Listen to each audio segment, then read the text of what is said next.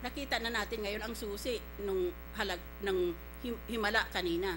Bakit ang programa para sa kalsada at para sa imbornal ay napunta sa pagbigay ng empleo sa mga tao na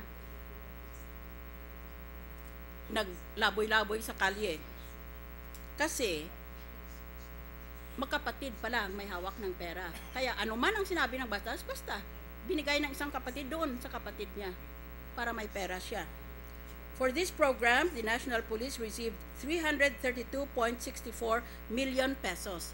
This is a brazen violation of the Road Tax Law, Section 7, which provides that the road fund, quote, shall be earmarked solely and used exclusively for road maintenance and the improvement of road drainage. The COA should have taken out the two brothers and ordered them shot.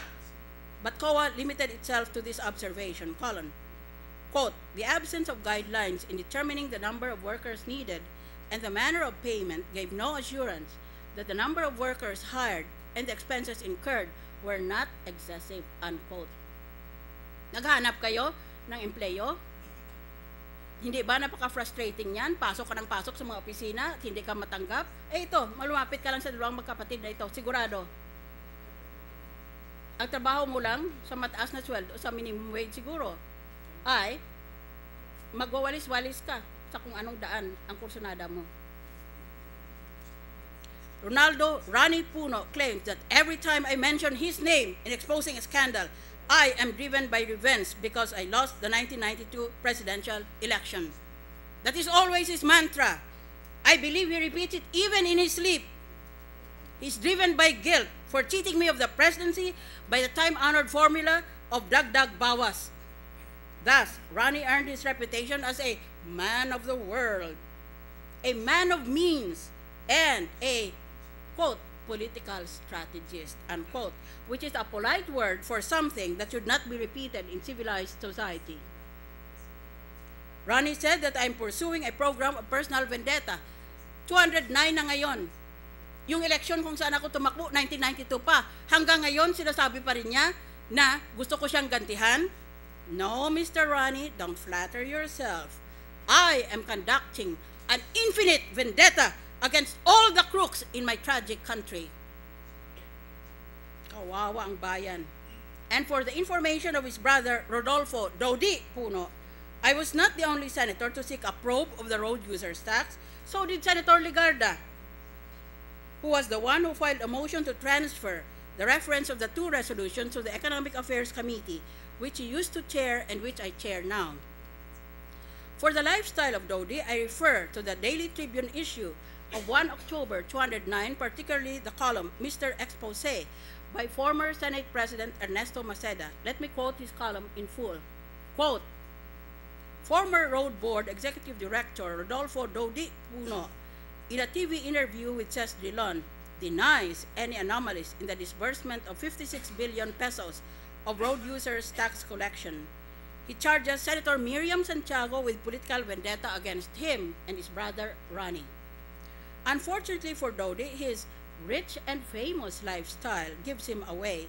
He is reportedly the owner of 2 yachts, expensive cars, luxury condominiums, gives expensive parties, and has been totally indiscreet in his moneyed pursuit of movie stars and beauty queens. May asawa at anak yan.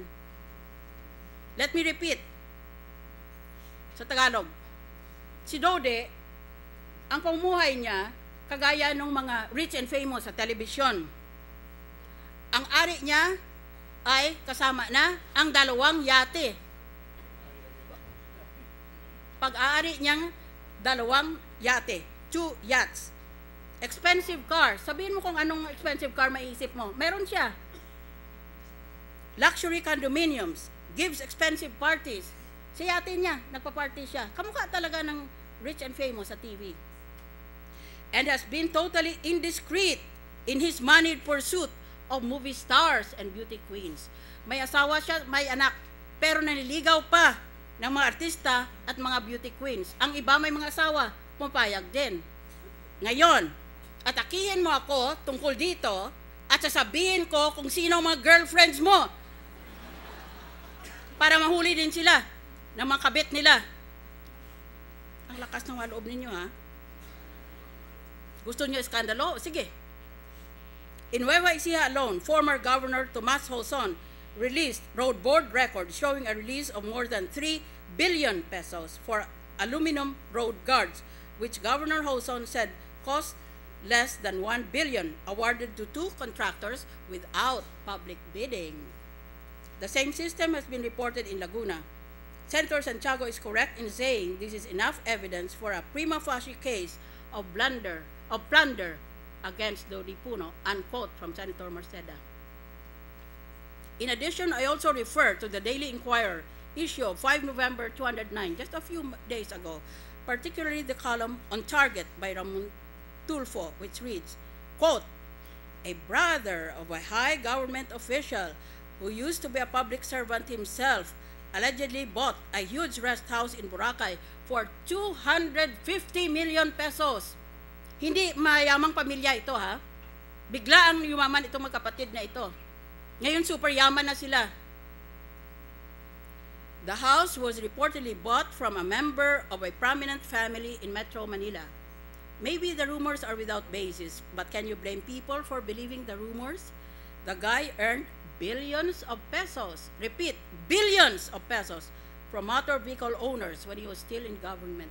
Bakit nag-doctorate pa ako? Bakit nag-UP pa ako? Dapat nag-road board, executive director na lang pala ako. I went to the Manila Yacht Club a couple of months ago and a boatman pointed out to me a yacht that this guy bought from a multi-millionaire. Yate. Tayong lahat, nung bagyo, nagsiswimming lang. Pero ito, may yate. From the size of the yacht, it must cost him a fortune.